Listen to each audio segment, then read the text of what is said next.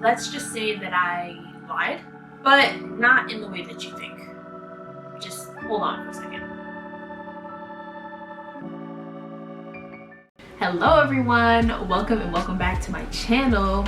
Now if you just saw my previous video that I posted up on my channel, you might notice that I'm in the same getup, and that's because I'm filming more than one video in one day.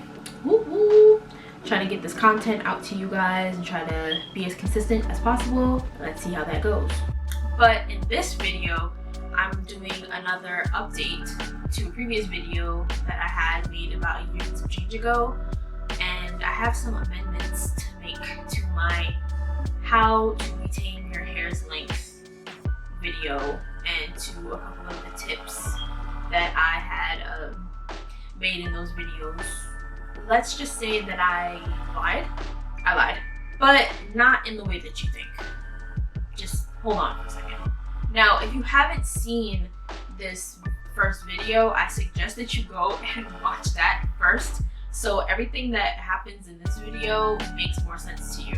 So you can go ahead and check out my first how to retain your hair's length video, and then come back here and see the changes that I have made to those tips.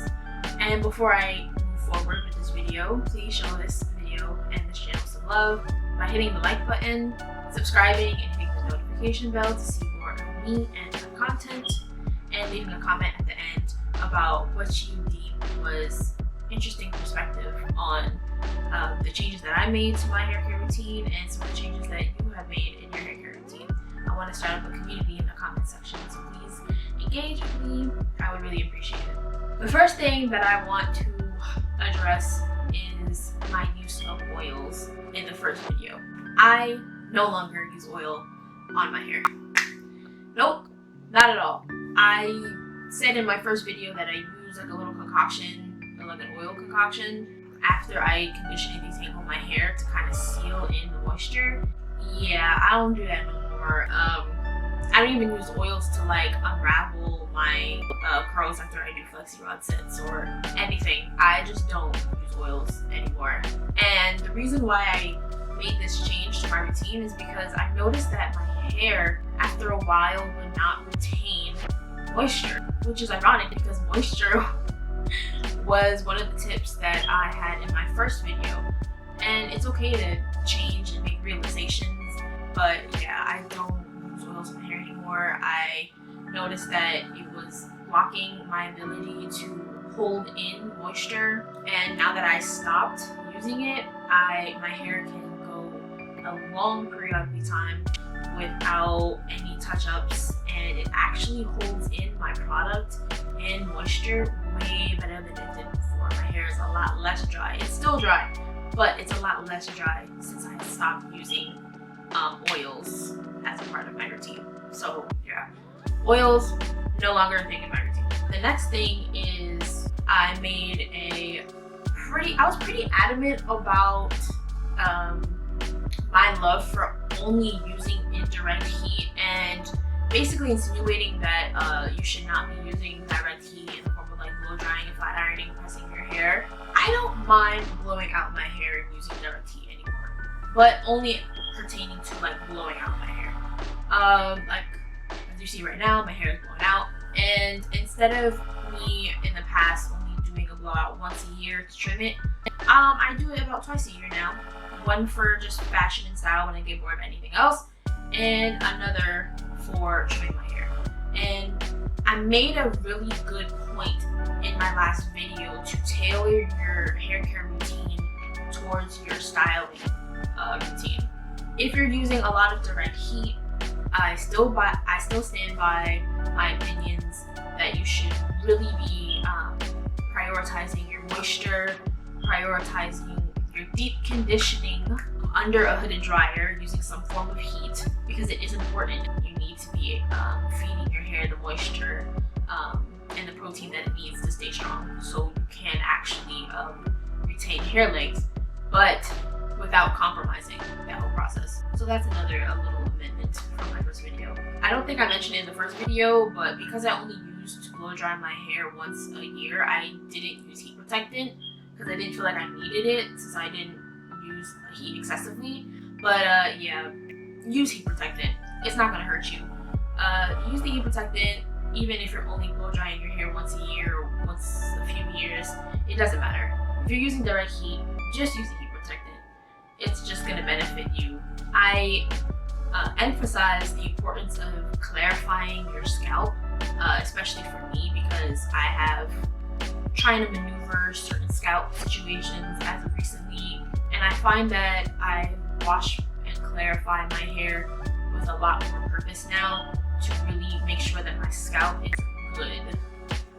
But instead of only washing my hair on a bi-weekly basis, I've started to wash my hair on a weekly basis. And I'm gonna go into more detail about what exactly I do in my hair routine, step by step, in another video. But right now I'm just kind of debunking the tips that I had before and putting into perspective on what I do with my hair now in this video. So in summary, the changes that I've made compared to my first how to retain your hair's length video is that I no longer use oil. I am not so opposed to direct heat styles as long as you are feeding your hair what it needs in order to stay healthy. You are using direct heat more often, even more often than I am, twice a year. So that is still very important to do. I wash my hair and I clarify my hair a lot more often than I used to. And use heat protectant. It's fine. Just use it. There's nothing against using some more protection. More protection is good. Aside from those few things, everything else is pretty much the same. I still use Melanin Hair Care, but a new product line that I introduced to my hair care regimen is Curlsmith, and it's their scalp recipe line. Amazing, great, wonderful, 10 out of 10 would recommend. I use everything, the entire line, from the pre-poo to the styling gel. It's all great. I would recommend that. The methods that I use to wash and detangle my hair that I mentioned in the first video is still the same. I still do not use combs or brushes or any of those kind of tools in my hair when I'm washing it or detangling it, whether in the shower, outside of the shower, altogether. I am a strict finger detangling girl. I was then and I still am now, and I stand by that. Period. Deep conditioning with indirect heat is imperative to retaining your length. You have to deep condition, and if you have low porosity hair or thicker, coarser type 4 hair, using heat so your cuticles can open up and actually absorb that conditioner is imperative.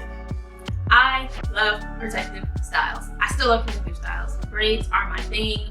I still love to put my hair away when I feel like I've done too much and it needs a break, or if I just need a break or I just need something new. Protective styles are still a great way to not only relieve yourself styling your hair, but for your hair to just take a break. And a note to the natural hair police out there that are saying that protective styles aren't actually protecting your hair, and that protective styles aren't a thing and nobody should be doing them. I don't know where y'all got that from, but there's only certain situations where protective styles are not effective, and that's when they are too tight and cause traction alopecia, where it's literally ripping your hair out of your follicles and damaging your follicles, or you're doing some other like crazy things before you get your hair done, like you're blowing out and pressing and flat ironing your hair before you get it braided. Like that is completely contrary to what you're supposed to be doing when you are getting your hair braided. It is no longer a protective style at that point, because you are applying heat and you're flat ironing your hair before you're doing it. Like it just doesn't make any sense. In those two scenarios, I understand how protective styles are useless at that point. But for everything else, if you're doing your hair and your stylist isn't using too much force, and if your thriving if you're using protective styles. Don't let anybody tell you that it's not working, that you shouldn't do it, please. Let Black women and the natural hair community do what they need to do and what works for them in peace. Just a little note. This is supposed to be a no judgment zone, so let's keep it at that. Let's keep uplifting each other. Thank you very much.